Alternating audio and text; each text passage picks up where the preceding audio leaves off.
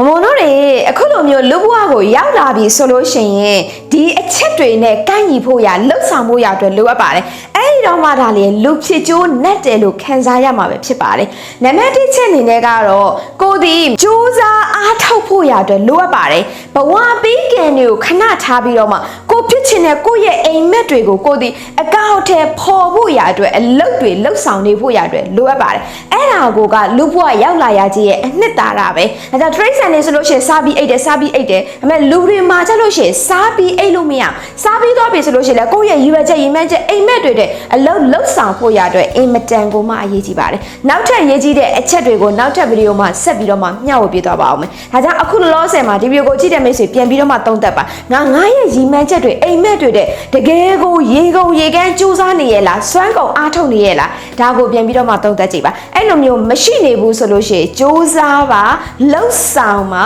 ဖြစ်လာပါလိမ့်မယ်ကျေးဇူးအများကြီးတင်ပါတယ်အကျိုးရှိလိမ့်မယ်လို့အပြည့်အဝယုံကြည်ပါတယ်လှုပ်ဆောင်မယ်ဆိုတဲ့မိတ်ဆွေတွေရှိတယ်ဆိုရင် comment မှာ yes လို့ဂုဏ်ယူဝင့်ကြော်စာဖြင့်ရေးပေးစေချင်ပါတယ်အမြဲတမ်းပဲမှတ်ထားပါ hero is you